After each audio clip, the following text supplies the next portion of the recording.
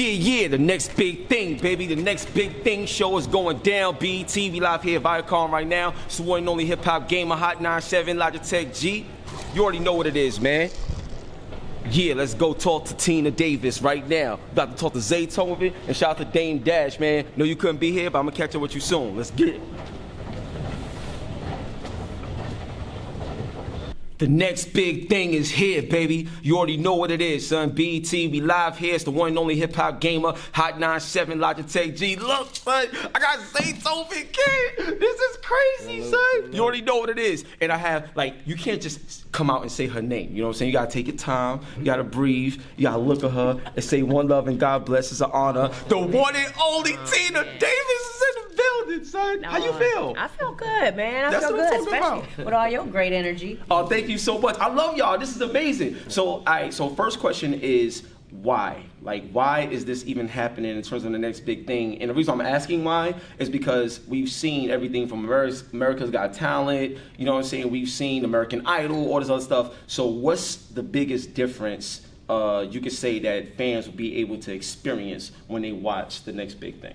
Well, I think the biggest thing is that on all of those shows that you mentioned, there are a lot of singing stars on there, but none of them actually are touring. You don't see any of them selling out arenas, and other than Carrie Underwood maybe and Kelly Clarkson, and but you do see them touring, but they're not able to sell an arena by themselves, and you would think they would because you have 50 million people watching them every night, right? Absolutely. So I feel like the biggest thing that's missing from that is artist development. They only get a little bit of artist development from them, and the show is really not about artist development.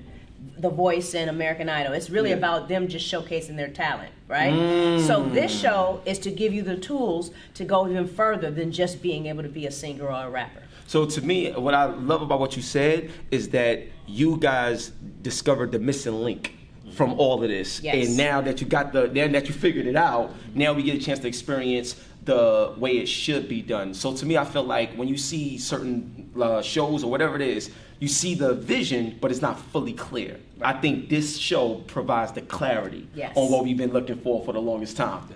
So, Zaytoven, super producer, I gotta ask you, man, when you're looking at the roster, you know, like the talent that's there, is there anyone that you can like point out right now that you feel is gonna possibly or potentially stand out the most on this show based on your experience working with so many great artists? So you want me to give a name? Yeah. I can't give it. Oh man, I was trying to get. You know, I'm a journalist too. You know what I'm saying? I'm trying to get it. You can't do that. I can't do that. No, it's all good. I will say this. Working on this show, man, when it got down to the last 6 artists, I couldn't let nobody go. It was just hard for me. It's like, man, I can't let this person go. Wow. So it's one of those. That's crazy. All right, so now let me ask you this. In terms of your profession and and what you do at the core, how has this experience helped grow and help you become better at your profession for so many years? You know, it's crazy. I was just talking to somebody the other day about this. You know, I've always had respect for artists and what they do. But at the same time, being able to transition from being who they are when they wake up in the morning and put their feet on the ground to who they are when they walk out and everybody can see them, to who they are when they're in front of the camera, to who they are. It's a different transition. Mentally, you have to be prepared for that. And what I've learned is that I knew it wasn't easy, but being involved in it and really pushing these artists as well is something that, you know, you really don't take for granted once you see it and once you experience it. That's you know. Let me just tell y'all something real quick for those that don't know. Like, I used to work in the mail. Well, I know y'all know that. You know what I'm saying? Like, I used to work in the mailroom, but I used to deliver mail to Tina Davis, man. And I can tell you this. I know a lot of times, you know, like executives and like people, you know, the higher ups, they get like a bad name immediately. You know what I'm saying? Associated with them because of the nature of the music business, how bad it can be at times, right? But my personal experience, Tina's an angel, man. Always treated me nice. I deliver mail, something like that, or whatever it is, and she always showed love, always made me feel happy. I love you, yo. God bless you. I just had to share that with y'all so you could know what it is. You know what I'm saying? Like, respect the show, respect her. She's the truth. Now, Zaytoven, I gotta ask you this, man. Now, you said that, you know, when it getting down to the last 6 contestants, you know, you couldn't let it go. I want to ask you is, when you first, like, do you remember the first record, like, you know, you ever produced, or the first like hit of success that you received in your profession. And the reason I want you to channel that energy is, what would you tell people, you know, about that energy and that experience? Because that's the difference between who's good and who's great. Talk to me about that. My first sign of success was, and this is a long time ago. This I know, man. You the best. Come on, this is you. This is Zaytoven. Like, this 2004. Gucci Man, Young Jeezy, So Icy. Come on, let's take it all the way back. Let's take it all the way back. Let's go, kid. Oh, man. So when this song started bubbling, you know what was so crazy is I remember seeing it on, what was the show BET had back then? I mean, right off the back, I'm thinking of 106 and Park. 106 and Park. All right, cool. So they played the song and they was almost dissing it. Even though this is the hottest song of the summer, there was like the people on the, you know, they asked the people like, what you thought about the song? Yeah. It was like, I didn't like it that much, or I thought the beat was cool, but I didn't really like the song. But the song was the hottest thing going. But just that reaction of hearing my music on TV, seeing it on TV, with the bad response and everything, I felt like I'm on my way. Like, I'm on my way to being, you know, a superstar or a star producer. So, and that was just the first song. But that song was the hottest song of the, you know what I mean, of the summer at that time. So, you know, and that's what I'm looking for these up and coming artists. You know, I want them to feel that same thing. You know, that first initial song or hit is no other feeling like it. Wow. Going to the club and the DJ cut the music and everybody singing the song, you know, that you created. Oh, yo, you know what I mean? It'll bring tears to your life right there. Like that. That's crazy. So now I'm a gamer, hardcore. You know what I'm saying? Like, that's my grandmother right here. She's the one who taught me how to play video games. Oh, this is my son. He's a gamer too. Like, this is what we do. So I gotta hit you. All right, because it's gonna be like 2 questions in this particular subject, because it's very important. So I'm testing y'all right now. All right. So Tina, do you game at all, or have you thought about leveraging the impact of gaming and bringing that into either the show or your skill set to help artists? No, I do not game. I'm horrible at it. I'm doing that. I'm gonna tell you, I'm horrible at it. I would if I was great at it, but you have to know your limits. I got you. You got to know your limits. But I do feel like it's important because, you know, imagine just thinking about how many of you are there playing focused. Like, you don't even want to get up and go to the bathroom. True. You know what I mean? That's the perfect time for me to have an artist music in there, have an artist come across. I mean, even for this last year, I believe we had some songs. We placed like 9 songs in one of the games.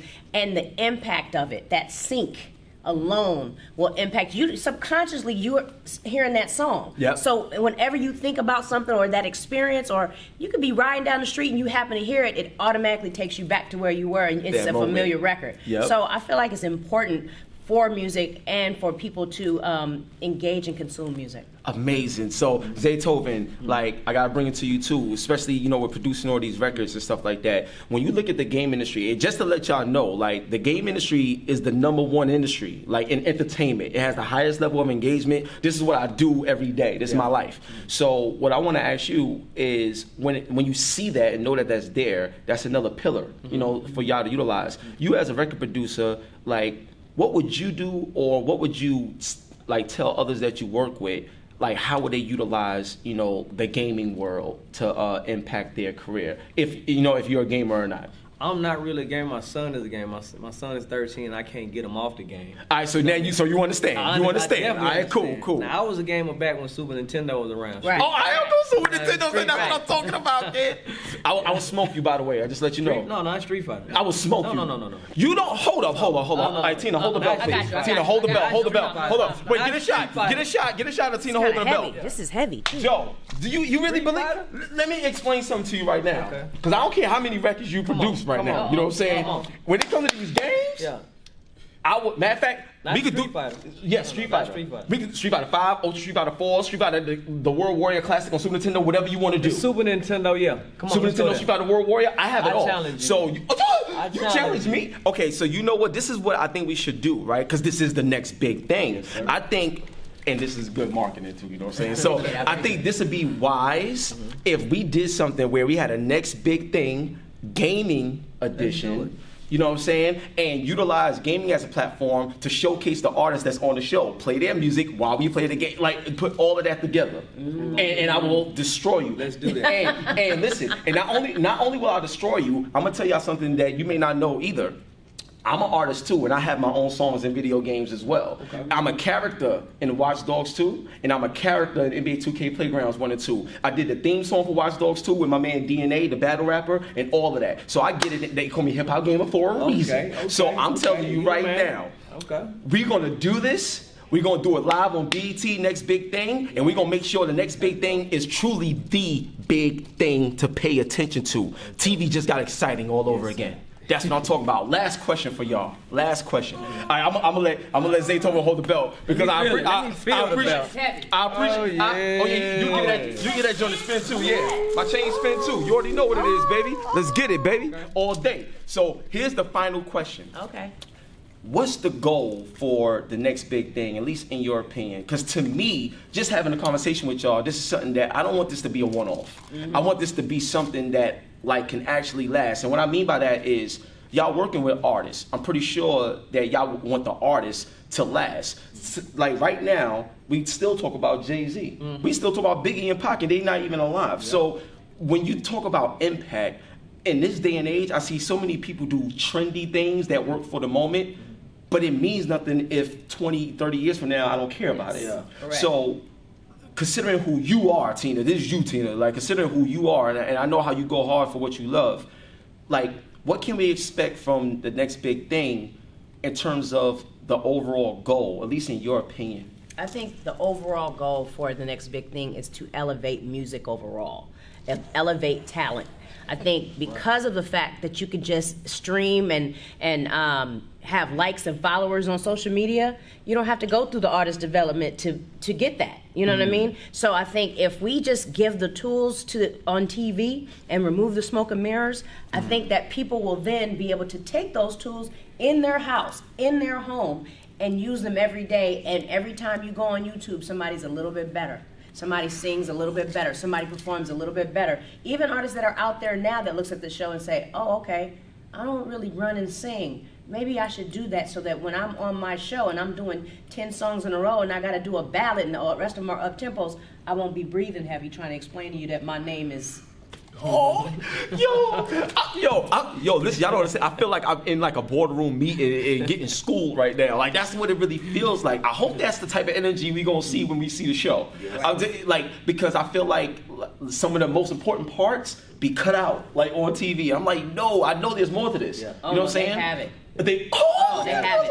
Dame is in rare form, and that's what I'm talking about. Straight to the point. Dame don't pull punches. Y'all know Dame don't ever pull punches. Oh, now I'm gonna say something else too, because I used to deliver mail to Rockefeller as well. Right. So shout out to Dame Dash and Boogie Dash, his son. Yes. Shout out to Boogie. That's my boy, and he'll definitely tell you that you can't mess with me in no Street Fighter. Boogie will tell you that. Boogie's my man. Go back to that. Boogie's my man. Boogie will personally tell you that. I don't know if you want to mess with hip hop. I know him, and I'm telling you, I'm the one. So now to wrap it up, last question for you, Zay, and this is more of a personal question as well. But like, what was a moment in time where you felt like things couldn't get any worse, but you managed to find strength in that moment that allowed you to not only be successful today, but to be successful in life every day? Now that's a hard one for me, cause I can't really think of a time where it's just been so bad where I couldn't really pick myself up and keep going. I'm a real stability person, you know what I mean? So I'm stable almost in everything I do. So I'm a guy that's a consistent grinder every day, day in, day out. I'm gonna do the same regimen till I get to where I'm trying to go. So if you're that type of person, if you're a consistent person, you know when it's raining outside, you know what I mean, I still got to keep doing what I got to do. Absolutely. If it's if the sun is outside, I still got to keep doing what I got to do till I reach my goal. Absolutely. So, I never looked at the rainy days and say, okay, I'm in a bad time or nothing like that. I treat it all the same. So I'm gonna tell you right now, I can't wait to see this show. But in terms of this interview, what you just said is actually the answer. So everybody that's gonna see this interview and everybody that's gonna tune into the show, like what Zaytoven just said, what Tina was saying is the actual answer. Whatever you do, no matter what nobody say, if it's raining, if it's sunny, if it's good times, if it's bad times, you have a responsibility for your life and for your success. So if you love it like you say you love it, don't just talk about it. Now it's the time for action. God bless y'all. One love. It's the one and only Hip Hop Gamer. You already know what it is, baby. On your hot 9-7 every day. That's my word. Logitech GB. Peace. And we out of here. The big thing. We out.